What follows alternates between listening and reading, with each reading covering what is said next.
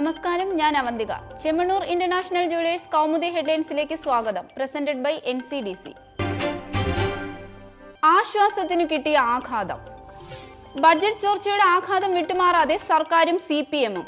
അപ്രതീക്ഷിത വിവാദം പാർട്ടിക്കും സർക്കാരിനും ക്ഷീണമുണ്ടാക്കിയെന്ന് CPM സെക്രട്ടേറിയറ്റ്. ധനമന്ത്രിയെ നീരസമറിയിച്ച് പിണറായിയും കോടിയേരിയും. ക്ഷേമത്തിന്റെ കയ്യടിക്ക് പകരം തോമസ് ഐസക്കിന് വിമർശനത്തിന്റെ കഷ്ടജാതകം. വിവാദത്തിന്റെ പശ്ചാത്തലത്തിൽ ചേർന്ന പാർട്ടി സംസ്ഥാന സെക്രട്ടേറിയറ്റിൽ ധനമന്ത്രിക്കെതിരെ ഉയർന്നത് രൂക്ഷ വിമർശനം. ബഡ്ജറ്റിന്റെ രഹസ്യ സ്വഭാവം സൂക്ഷിക്കുന്നതിൽ മന്ത്രിക്ക് ജാഗ്രത കുറവും നോട്ടപ്പിശകും സംഭവിച്ചു. എന്നാൽ സാഹചര്യം മുതലെടുക്കാനുള്ള പ്രതിപക്ഷ ശ്രമം ചെറുക്കാനും തീരുമാനം. ചോർന്നത് മാധ്യമപ്രവർത്തകർക്ക് നൽകാനുള്ള കുറിപ്പ് മാത്രമെന്നും ബഡ്ജറ്റ് രേഖകൾ ചോരാത്തതിനാൽ നിയമപ്രശ്നങ്ങളില്ലെന്നും മന്ത്രി AK ബാലൻ. മന്ത്രിയുടെ പേഴ്സണൽ സ്റ്റാഫിന് സംഭവിച്ച അനൗചിത്യം മാത്രമാണ് പ്രശ്നമായത്. സാങ്കേതികത്വത്തിനപ്പുറം പ്രതിപക്ഷ ആരോപണത്തിൽ കഴമ്പില്ലെന്നും പാർലമെന്ററി കാര്യമന്ത്രി. വീണു കിട്ടി, ഇനി വിദ്യയാക്കാം. ഓർക്കാപ്പുറത്ത് കിട്ടിയ വിവാദം സർക്കാരിനെതിരെ ആയുധമാക്കാൻ പ്രതിപക്ഷം. ബഡ്ജറ്റ് ചോർച്ചയിൽ ധനമന്ത്രിയുടെ രാജി ആവശ്യം പ്രതിപക്ഷം ശക്തമാക്കും. ഗവർണറുടെ ഇടപെടൽ ആവശ്യപ്പെട്ട് കത്ത് നൽകിയതിന് പിന്നാലെ മറ്റന്നാൾ സഭാതലം പ്രക്ഷുബ്ധമാക്കാനും ഒരുക്കം. രഹസ്യ സ്വഭാവം പോയതോടെ ബഡ്ജറ്റിന്റെ ഭരണഘടനാ സാധുത നഷ്ടമായെന്നും അത് നിസ്സാരവൽക്കരിക്കാനുള്ള ശ്രമം അനുവദിക്കില്ലെന്നും രമേശ് ചെന്നിത്തല.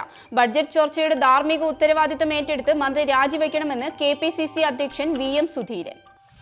ബഡ്ജറ്റ് ചോരാൻ വഴിവെച്ചത് നഗ്നമായ ഭരണഘടനാ ലംഘനമെന്നും മൂല്യങ്ങളിൽ വിശ്വസിക്കുന്നെങ്കിൽ ഐസക് രാജിവെക്കണമെന്നും മുൻ മന്ത്രി KM മാണിയുടെ ആവശ്യം. ജനാധിപത്യത്തിലെ കറുത്ത ദിനമെന്ന് O രാജഗോപാൽ MLA. മന്ത്രിസ്ഥാനത്ത് തുടരാൻ തോമസ് ഐസക്കിന് യോഗ്യത നഷ്ടമായെന്നും രാജഗോപാൽ.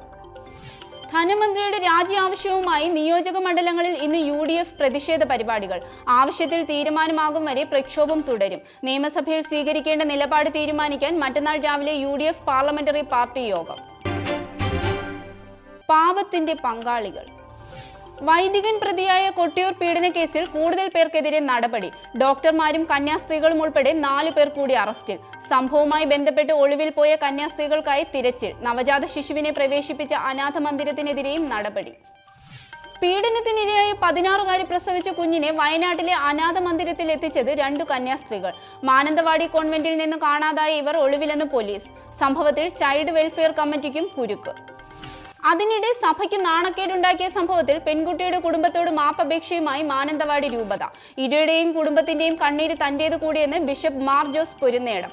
പുരോഹിതന്റെ പാപം അംഗീകരിക്കാനാവില്ലെന്ന് പുതിയ വൈദികനെ നിയമിച്ചുകൊണ്ടുള്ള കത്തിൽ ബിഷപ്പ്. കാത്തിരിപ്പിനൊരാണ്ട്. യമനിൽ ഭീകരർ തട്ടിക്കൊണ്ടുപോയ മലയാളി വൈദികൻ ഫാദർ ടോം ഉഴുന്നാലിന്റെ മോചനശ്രമം തുടരുന്നതായി വിദേശകാര്യ മന്ത്രാലയം.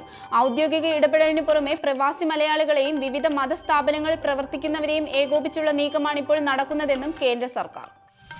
വിശദീകരണം: ടോം ഉഴുന്നാലിനെ ഭീകരർ തട്ടിക്കൊണ്ടുപോയിട്ട് ഇന്നേക്ക് 1 വർഷം തികയവേ. സർക്കാരും സഭയും ഇടപെടലുകൾ നടത്തുന്നുവെങ്കിലും മോചനം വൈകുന്നതിൽ ആശങ്കയെന്ന് ബന്ധുക്കൾ. മഷി പുരട്ടി മണിപ്പൂർ. മണിപ്പൂരിന്റെ വിരലിൽ ഇന്ന് ജനവിധിയുടെ മഷിയടയാളം. 60-അംഗ നിയമസഭയിലേക്കുള്ള ആദ്യഘട്ട പോളിംഗ് തുടരുന്നു. ആദ്യപാദ ജനവിധിയിൽ 6 ജില്ലകളിലായുള്ള 38 മണ്ഡലങ്ങൾ. 11 ലക്ഷത്തിലധികം വോട്ടർമാരുടെ പ്രീതി തേടി 6 സ്ത്രീകൾ ഉൾപ്പെടെ 168 സ്ഥാനാർത്ഥികൾ. 15 വർഷമായി കോൺഗ്രസ് ഭരണം കൈയാളുന്ന മണിപ്പൂരിൽ ഇക്കുറി കച്ചമുറുക്കി BJP. 5-അംഗ പ്രതിപക്ഷ നിരയിൽ നിലവിൽ BJPക്കുള്ളത് 1 MLA. പ്രധാനമന്ത്രി നരേന്ദ്രമോദിയും രാജ്നാഥ് സിംഗും ഉൾപ്പെടെ പ്രമുഖർ നടത്തിയ പ്രചരണം ഫലം ചെയ്യുമെന്ന് പാർട്ടി പ്രതീക്ഷ. Chemmanur international jewellers Kaumudi headlines presented by NCDC സമാപിക്കുന്നു. അടുത്ത ഹെഡ്ലൈൻസ് 1 മണിക്കൂറിന് ശേഷം. നമസ്കാരം.